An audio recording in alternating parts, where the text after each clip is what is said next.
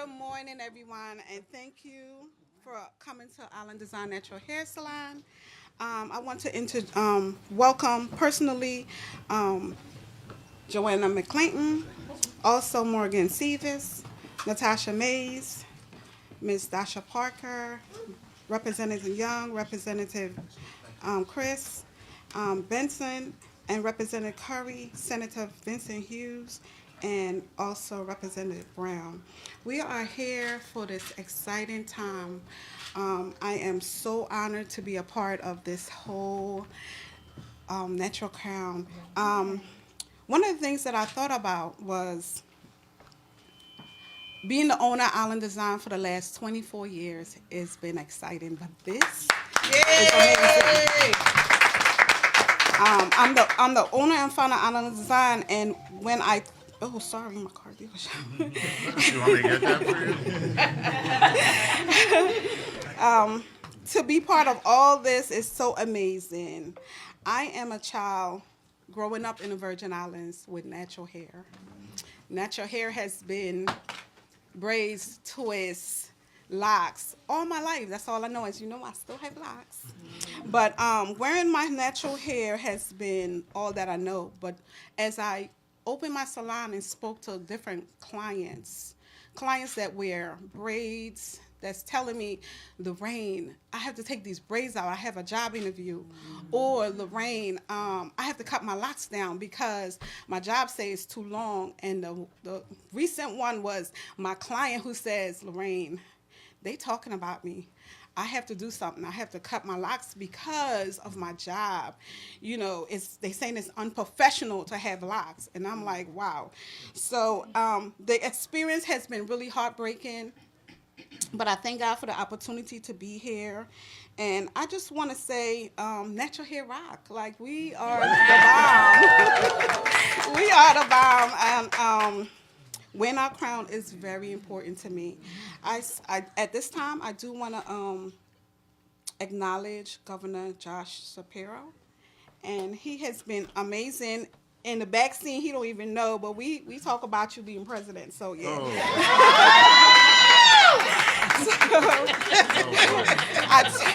I turn everything over, and I just thank you for being in this tight area, but it's for a perfect cause. Thank you so much. Yeah. Thank you, Lorraine. You're awesome. Lorraine, thank you. It is a good day. It's good to be with all of you.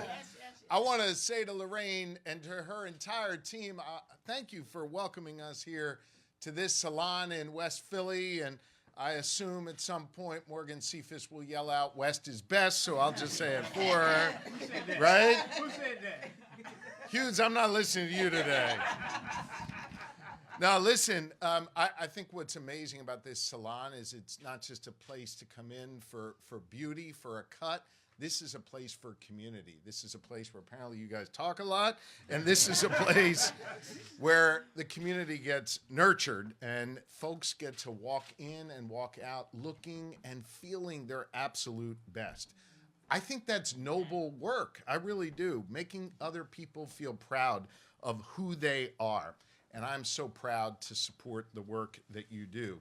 This is important, I think, this feeling of pride from our hair salons to our schools, to our places of worship, and everywhere across Pennsylvania. Folks deserve to feel this way. I recall it's just about 3 years ago in my inaugural address when I took the oath of office to serve as your governor. I talked about opening up the doors of opportunity for all Pennsylvanians, focusing on advancing the cause of real freedom, no matter where you are in this Commonwealth, to build a Pennsylvania that respects you for who you are, no matter what you look like, where you come from, who you love, or who you pray to. That is what we are collectively building here in the Commonwealth. And today, when I sign the Crown Act into law, that will be the next step in making good on that promise of bringing about real freedom for all Pennsylvanians. In just a few moments, I'm going to sign this Crown Act into law, codifying into law a ban on workplace discrimination on the basis of hair texture or hairstyle in our Commonwealth. We will become the 28th state in the country with such an anti-discrimination law on the books, and we will create more opportunities and less barriers for people in the process. Look, we know that this is an issue that disproportionately affects Black Pennsylvanians who wear their hair in protective styles like locks and natural braids or twists. And it can manifest itself in a number of different ways. Lorraine spoke about that before. From someone getting fired simply because of how they look, or maybe someone getting passed over for a job because of the way they wear their hair. That's unacceptable, and in a moment, it will be illegal. But as you'll hear from Dr. Asamoah and the legislative leaders who are here today, hair discrimination also happens in more subtle ways, and I think it's important that we acknowledge that. Holding people back from getting that promotion or recognition they deserve just because someone thinks they don't look professional. And for those of you who were here just on the radio, note that I used air quotes around the word professional. According to the Human Relations Commission, just a few years ago, we had 916 complaints alleging racial discrimination based on hair texture and protective hairstyles. It is unacceptable to me that Pennsylvanians have to feel like they choose between who they really are and a job maybe that they really want to pursue. That is not okay. But with the Crown Act, I hope more Pennsylvanians know that here in the Commonwealth of Pennsylvania, their government has got their backs. Now, if they endure discrimination based on who they are or what they look like or how they wear their hair, they will be fully protected under the non-discrimination laws here in the Commonwealth of Pennsylvania. Look, this is a big deal, and I want to give credit where credit is due to the strong leadership of Speaker Joanna McClinton.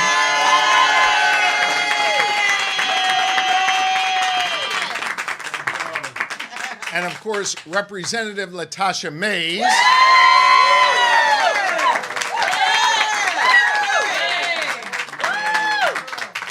And listen, they worked on this for 6 years. There's a lesson in that. You got to work hard in life to get things done that you care deeply about. And I want to be clear, without them pushing this, we would not be here today. I want you to consider the broader point here. These are two powerful women from opposite sides of the state, different walks of life, different upbringings. But here we have two women joined together in this cause in getting stuff done. One of them is our history-making Speaker of the House of Representatives, Joanna McClinton. The other, a powerful voice in the House Democratic Caucus and a trailblazer in her own right. And I think it's important to note that in some people's minds, they might not fit that definition of what professional is like. But listen, they are not only professional, they are powerful. And they are looking out not just for themselves, but little girls and others all across Pennsylvania who just want a fair shot, who don't want to face discrimination, and who want real freedom and real opportunity. And thanks to these two leaders, that is exactly what they are getting. And we are grateful to both of you.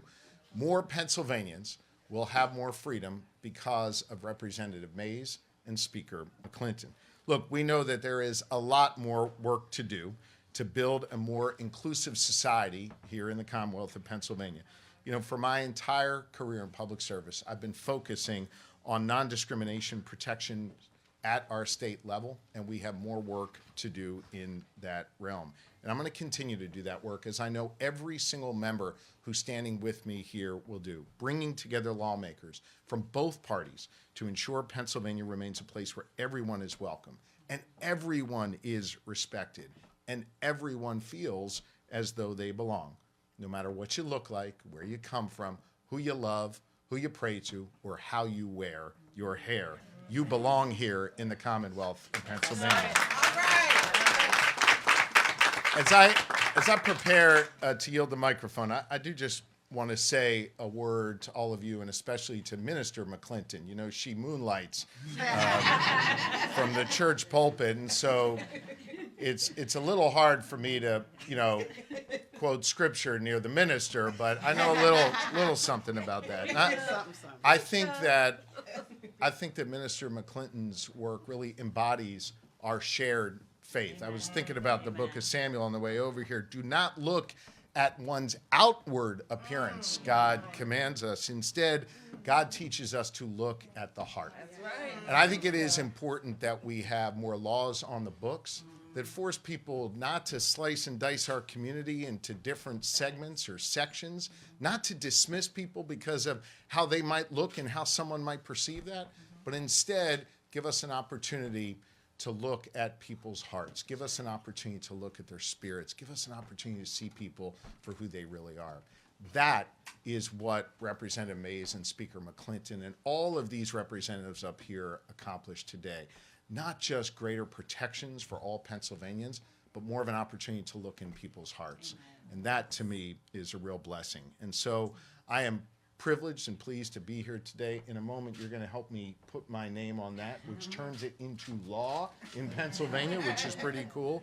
But before that, I want to introduce Dr. Adjoa Asamoah, who's going to share a few words, followed by the two great leaders who we have here today who made this possible.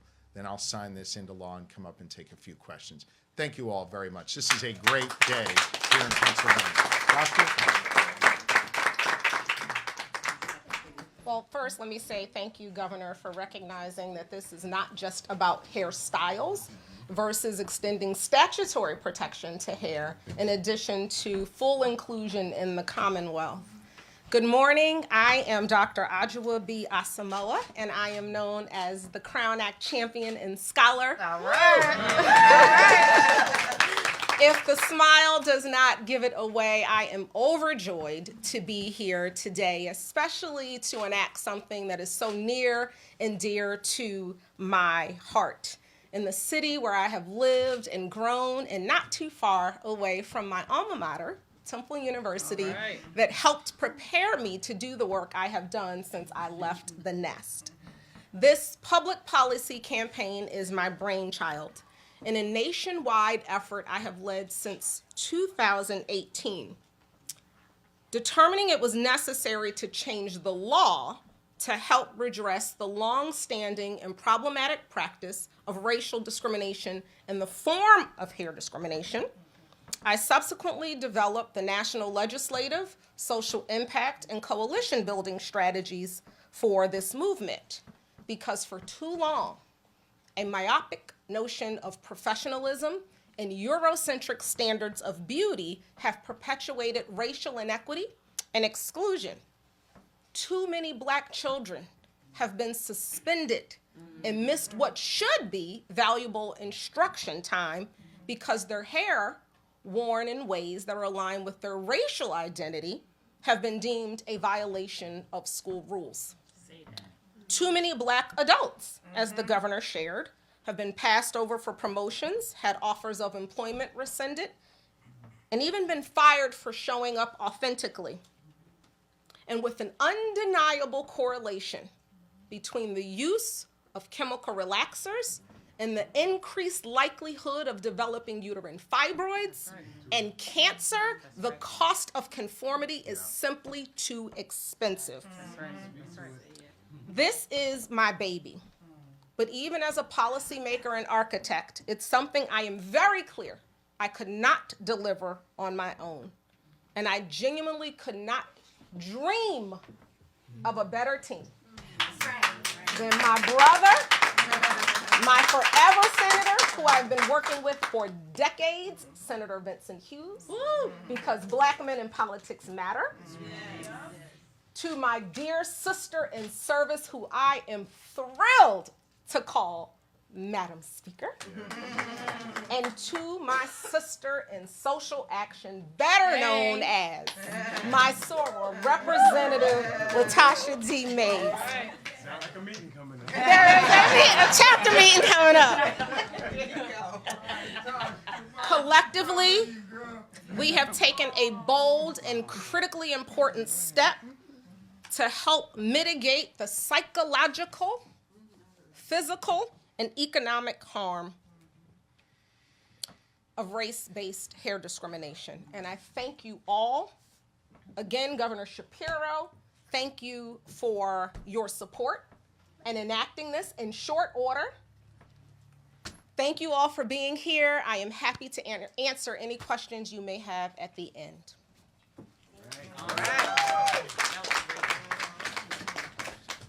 All right, now listen. The House of Representatives is divided by literally one vote between Democrats and Republicans. Every single representative up here is the deciding vote. And every single representative up here was not only a deciding vote on policy, they were the deciding vote on the first vote you cast on the first day of every session. And they chose to vote to make Joanna McClinton of Philadelphia the Speaker of the House. That's right. Think about that. Yeah.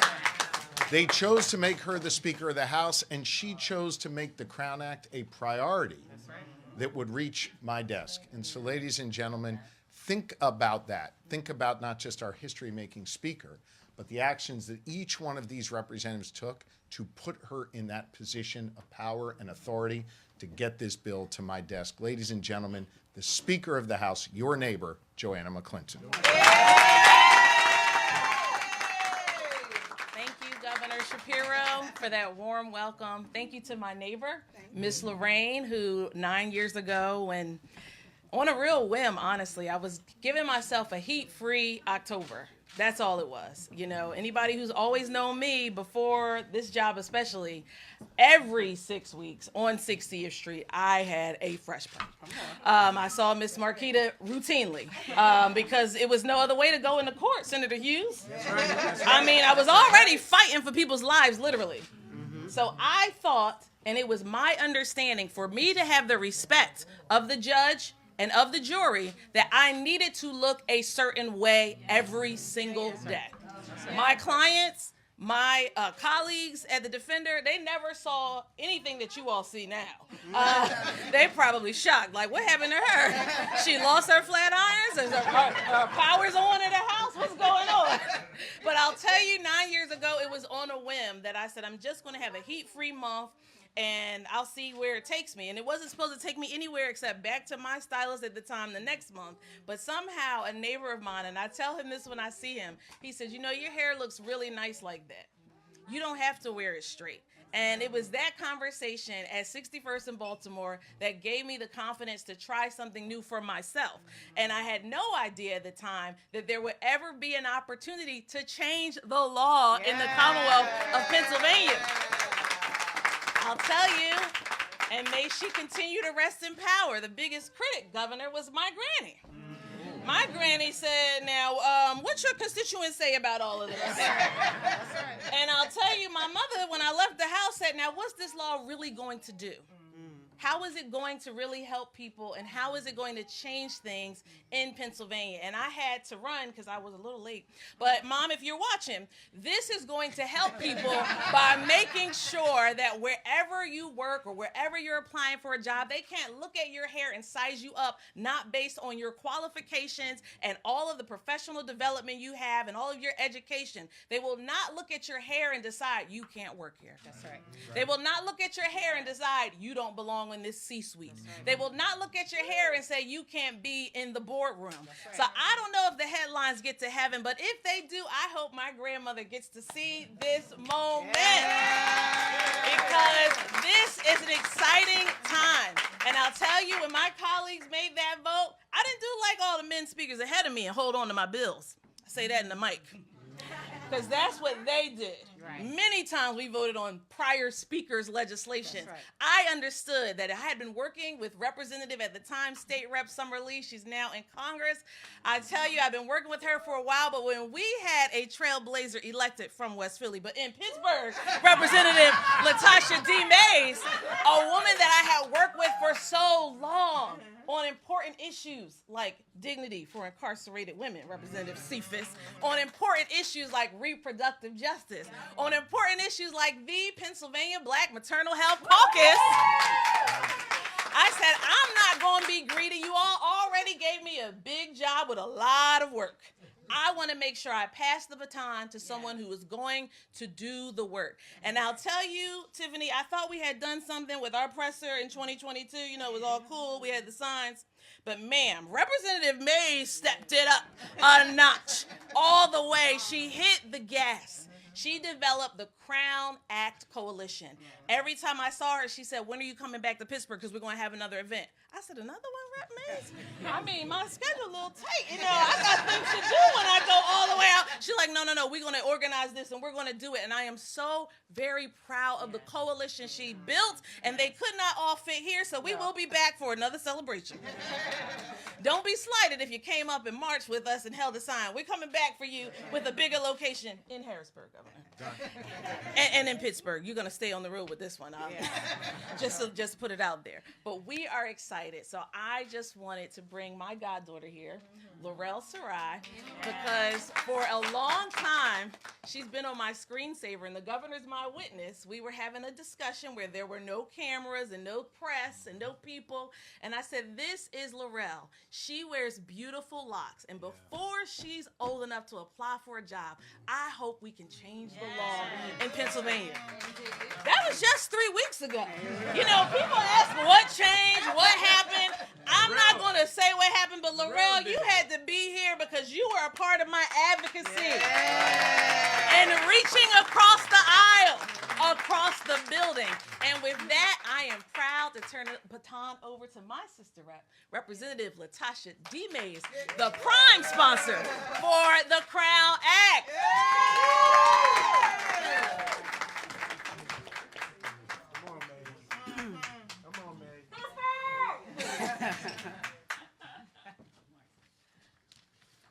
Good morning, Pennsylvania. Now, you all know that I normally am rocking a fly hat on any given day, especially on session day, thanks to our speaker. But today, I want you to see me and know me and value me for my hair exactly as it is. So I'm going to give you all a little bit of this action today. I'm going to give you a little bit of this. All right. Today is the day that we make herstory in the Commonwealth of Pennsylvania. Today, natural hair is protected. Every coil, every kink, every curl. And on this day, my message is simply this: your hair is perfect as it is.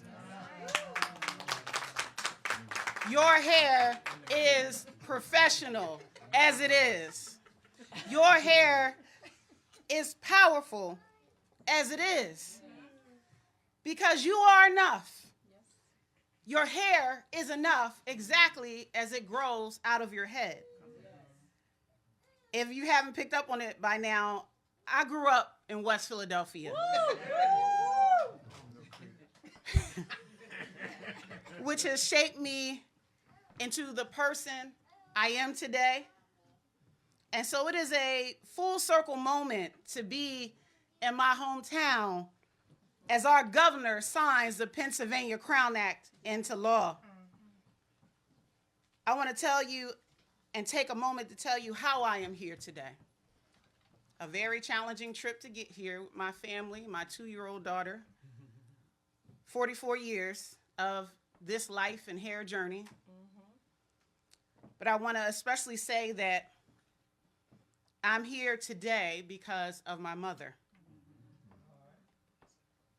All that I am as a person, as a mother, as a leader, as an organizer, and as a legislator is because of my mother, Charlotte Denise Stroud. Now, as the work of Dr. Asamoah was beginning in 2018, my mother passed away. But her entire life was dedicated to service, to family. And I want to take a moment to acknowledge my family members that are here today. My aunts and my uncles and my cousins are here. Of course, I need to acknowledge and share my unending and unabounding love for Dr. Heather Lauren Real, my wife, my mother-in-law, Cynthia Real, and the queen herself, Charlotte Real Mays, who is named after my mother. My mother gave me my fight. She always told me I could do anything, and I believed her. And that's how I move in this world. I wish with all my heart that she could be present with us today, but I know that she would be proud that we are about to sign into law the Pennsylvania Crown Act. As mother and daughter, we struggle with our hair. It is as complex as the story of Black people and our story in this nation, especially for Black women and girls in America.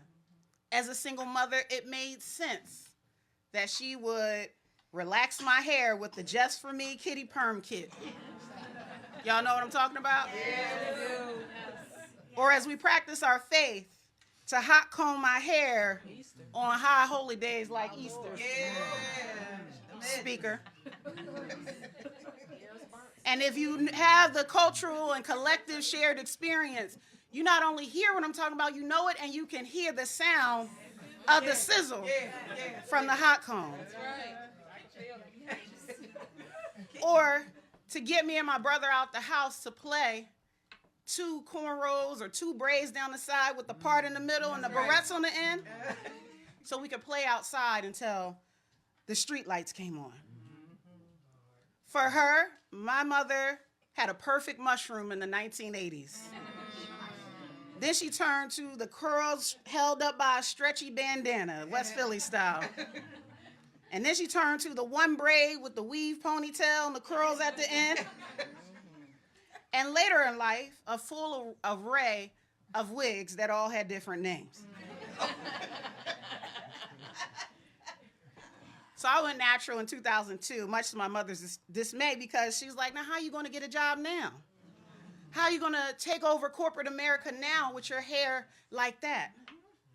She was there when I had to make choices about braids or wear my natural twists when I was applying for my internship at Pico. And until her last day, she still called my locks braids. I was like, Mother, this isn't going to change, and I need you to know these are locks. But I struggled and she struggled. But that struggle begins to end today when the Pennsylvania Crown Act becomes law. When I first introduced the Pennsylvania Crown Act in 2023, which was the 3rd time, I did it with a deep understanding by so many Black people across this state, all of us. And I know we talk about the experience of Black women specifically, but this has impacted all of Black Pennsylvania, all of us. And so we have been told or shown directly or indirectly that we're not enough, that we have to be something of a problem to fix, that we're unprofessional, that it's not respectable to show up with our hair exactly as it is. And for generations, Black Pennsylvanians have been vilified, judged, ostracized, punished, mistreated, disciplined, or denied opportunity in this Commonwealth, whether it's at work, at schools, in sports, in the military, in court, because of braids and locks and twists and bantu knots and afros and other protective styles. Hair discrimination has taken confidence from our children, but that ends today. Hair discrimination has taken dignity from workers, but that ends today. It has taken access to economic opportunities, hopes, and dreams, but that begins to end today. Pennsylvania joins a growing movement across this nation to say that who you are, your most and highest authentic self, is enough. And the movement that started it all was the National Crown Act movement. So I have to acknowledge and honor Dr. Adjoa B. Asamoah and the tireless work it's no small thing to come up with an idea and make it a reality. I've done it before. I understand what it takes. But she created a force for good in Pennsylvania and all across this nation. And I want to thank Dr. Asamoah for this movement that allows us to be ourselves. I want to thank our Congressmember Summer Lee, and I want to thank our good Senator Vincent Hughes. They picked up this fight in the House and the Senate. And our Congressmember from Allegheny County, where I represent, she's gone on to Congress, but we want to acknowledge the work that she did and that she laid the foundation. And I want to acknowledge Senator Hughes because he was the clear voice in the Senate about this needing to happen and was at the beginning of this journey in our Commonwealth. And so I want to thank Congressmember Summer Lee and Senator Vince Hughes. Can we please give them a round of applause? We need the Ball brothers. We definitely need the Ball brothers in the Crown Act movement.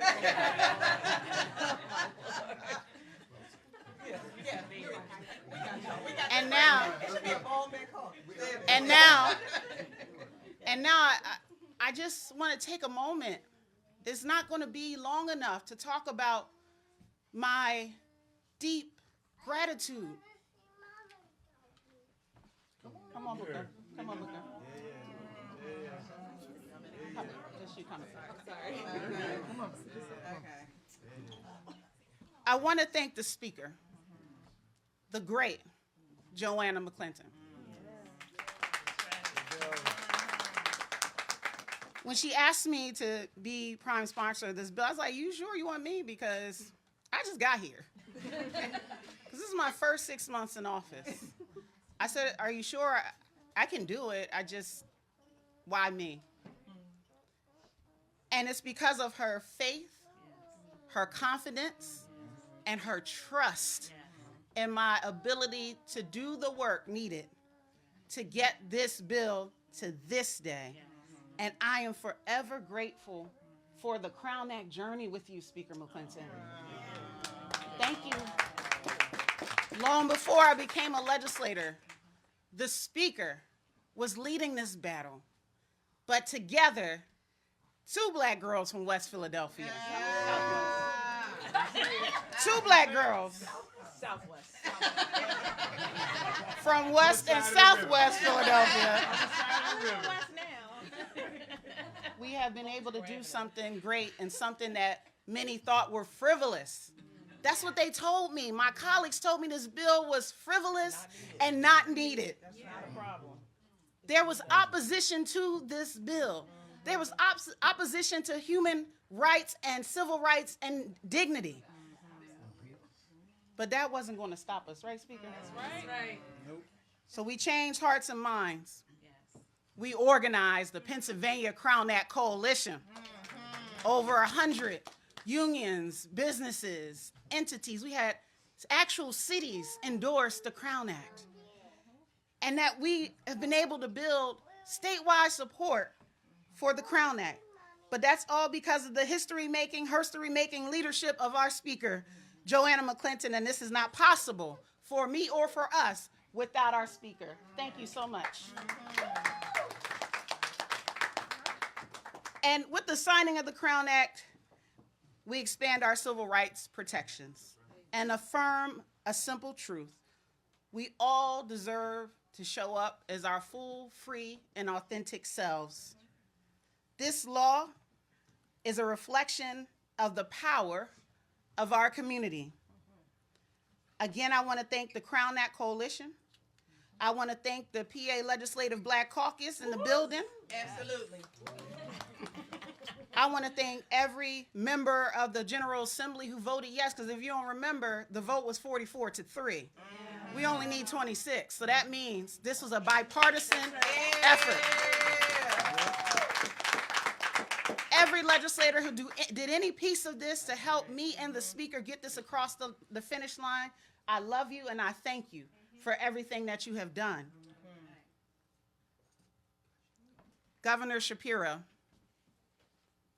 Now we need to work on your natural hairstyle for 2026. I'm heading toward news. Miss Lorraine. We're going. You got nothing for We're me? going. We're going to help our dear governor with his natural hairstyle, but he has elevated the Pennsylvania Crown Act. That's why we're here today. And that's why we're prepared to continue to spread the good news of the Pennsylvania Crown Act, because it takes a House, a Senate, and a governor's signature to end race-based hair discrimination. Governor, I thank you. Thank you for all the ways you show up.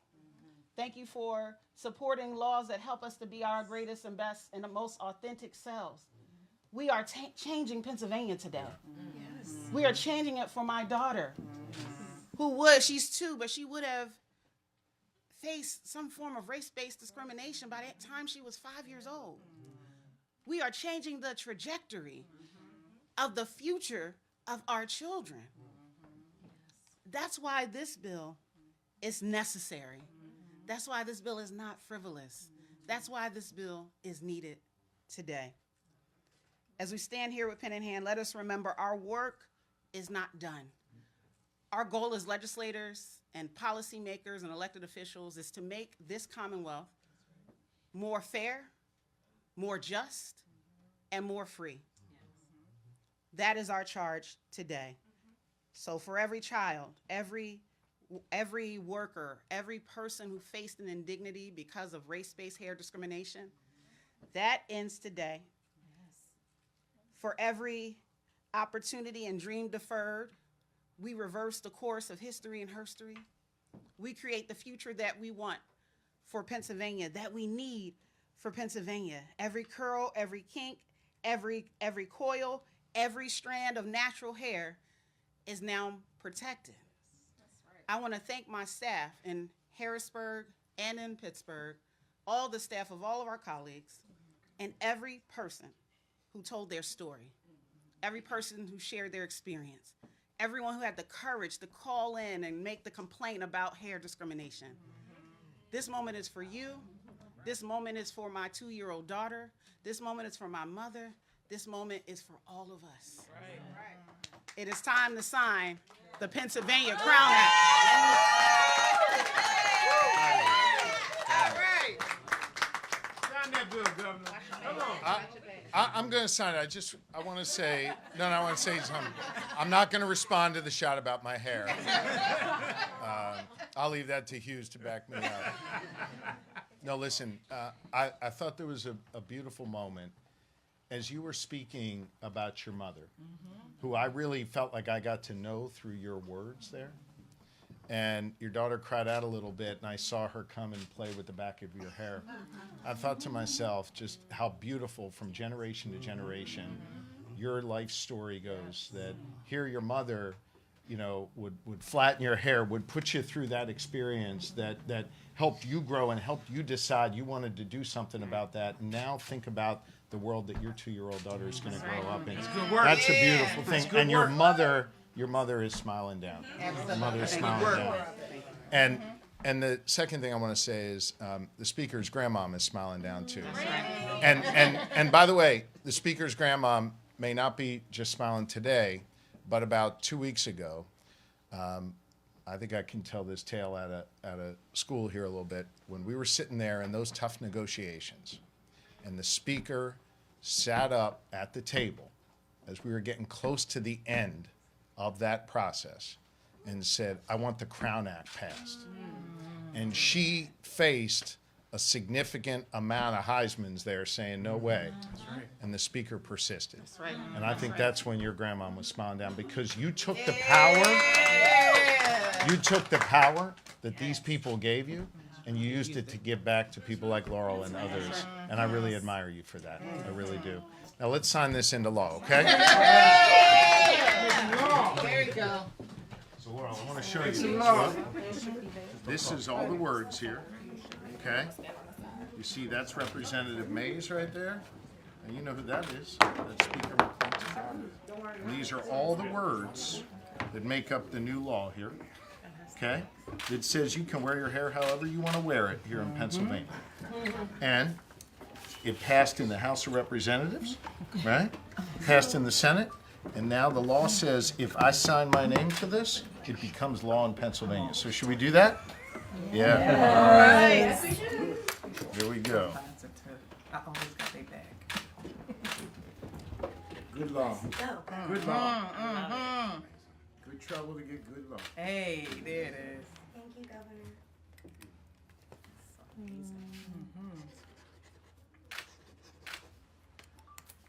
Representative Mays, Yes. that's for you. Madam Speaker, that is for you. And this is the Crown Law.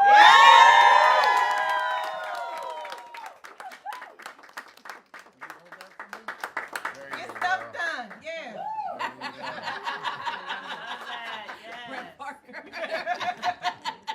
I said I would get better with my profanity. Yeah, you're doing great. All right. So, Madam Speaker, Representative Mays, why don't we go back to the microphone and take a few questions here, okay? We're going to put this right down here. Okay? We'll take a few questions, the Speaker and the Rep and I. Anything from the media?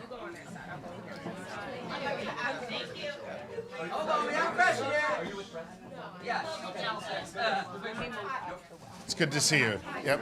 I'd like to ask Dr. Asamoah, as well as you, the Speaker, Senator Hughes, where efforts stand in terms of passing this for a federal law, and then if there's any concern whether that federal attempt could be challenged even further, given the current presidential administration, and even challenges to state law given that administration. Well, here's what I'll tell you about this here in the state. This is law. I don't care what Donald Trump says. We make the laws here in the Commonwealth of Pennsylvania, and we will protect the Crown Act. As for federal law, Dr. Asamoah, anyone else want to jump in on that?